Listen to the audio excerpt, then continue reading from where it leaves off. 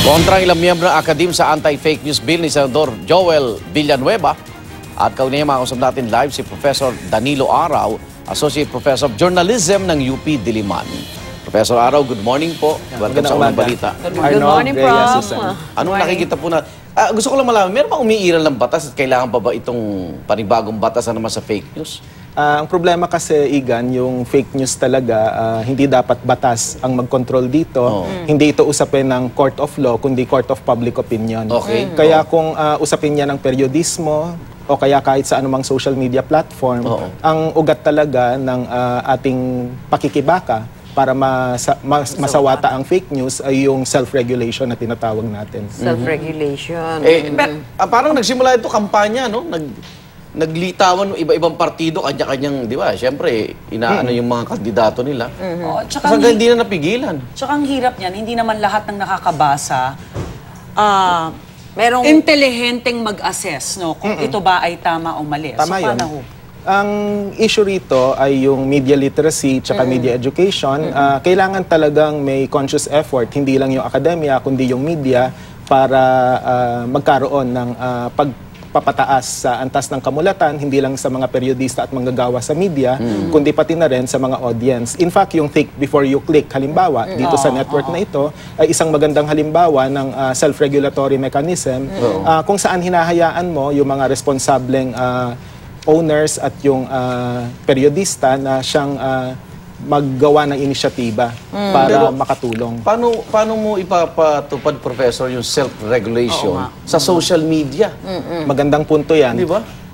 Alam mo, meron namang terms of reference na nakasulat dun sa mga social media networking sites na pwedeng pagsimulan. Pero sa usapin ng mismong mga social media users, para sa akin, meron namang positibong resulta. Halimbawa, sa kaso ng mga vlogger, natatandaan ko, magkwento lang ako ng maikli. Sige po. Noong 2001, nung nagsisimula pa lang yung vlogging, marami talagang ayaw sa ethics. Vlogging ethics o standard, sabi nga nila dapat anarkiya ang mamayani sa internet. Pero dahil sa basurang itinatapon sa information superhighway, nakakatuwa na sa kasalukuyan or even 5 years after 2001, mga bandang 2006 onwards, nakita na yung kahalagahan ng Code of Ethics, and in fact, yung cyberjournalist.net ay naglabas na ng Bloggers Code of Ethics as early as April 2003. At ngayon, maraming mga blogger na responsable, bagamat meron din naman na unethical pa rin, pero medyo na nagkakaroon na ng pagkamulat sa bahagi ng mga tao. Ngayon, sa bahagi naman ng social media, ako optimistic ako na kung ano yung nangyari sa blogging community noon, sa social media community, nakikita na rin natin yung pagpapataas ng antas ng diskurso. Kasi ang problema to, yung ordinaryong mamamayan, halimbawa, yung sabi nga ni Rhea kanina, talaga minsan hindi na sila nagdo-double check and they'll share mo na nila, ilalike na nila yon. Prof, ano pwedeng gawin? Lalo na kung puyat ka at alas 12 ng hating gabi ka nagsusulat. Kasi kahit presidente, nami-misspell yung... Ano pwede niyong ipapayo sa US? Ano mapapayo niyo sa mga kababayan natin na medyo, syempre, medyo ano pa dito sa mga fake news na ito? Para sa akin, kailangan talagang maging mapanuri at wala talagang excuse yung tinatawag nating media literacy and media education. Kaya napag-uusapan na rin lang yung Senate Bill 1492, yung Anti-Fake News Act. Malinaw yung aking malakas na pagtutol dito sapagkat dinidefeat nito yung purpose ng self-regulation at napakalawak talaga ng expression, no? Napakalawak ng definition and in fact wala pang ang definition of terms sa section 2. Prof, ang mahirap din, pinagkakitaan na rin yan eh. Diba? Nag-hire na sila ng mga tao para maggumawa, magkomento. May political agenda rin.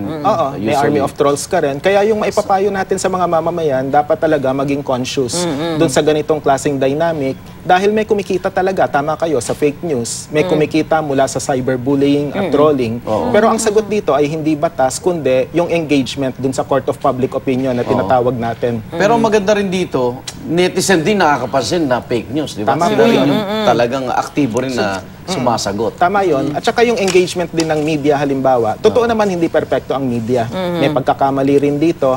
Pero may sense of accountability din naman dahil may mga mekanismo sa usapin ng gatekeeping at saka agenda setting. Ito yung mga pinag-aaralan sa journalism schools Hindi pa rin Na naman talagang- lusot kung Oo, may nagpapakalat ka ng mekanismo. fake news. Hindi na kailangan maglagay Actually, pa ang ng alam ko, Tama batas. po bawat yun. media entity may sariling ombudsman yan.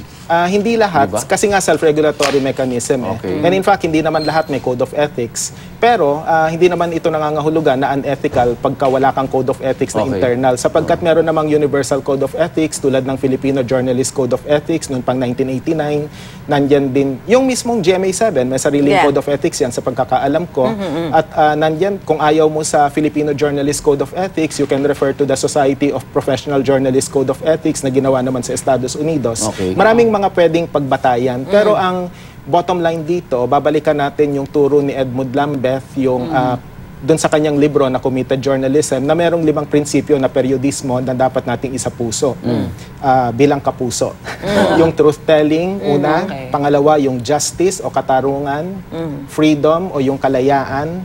Yung humaneness o pagiging makatao. At yung stewardship o yung pagiging role model mo sa mga mas nakababatang periodista. Yun, Ito ganda yan. yung Lahat, overriding theme talaga sa anumang code of ethics na niyayakap ng Delikado mga dyan, media yan. organization. Fake media mismo. yun. Tama nga. po yun. Yun. Kaya nga sa usapin ng fake media, Igan, malinaw na bagamat nagkukunwari na may code of ethics sila, kailangan din silang i-expose for the money-making corporate venture that they really are. Oh, let's Importante yung hope. accountability Let's din hope for kasi the day tama po na yun. fake media or- yung hindi nakakalat itong mga Abangan ka fake namin news. sa Senate hearing. Sana po. Maraming salamat, Professor Danilo Araw po, Associate Professor of Journalism ng UP Diliman.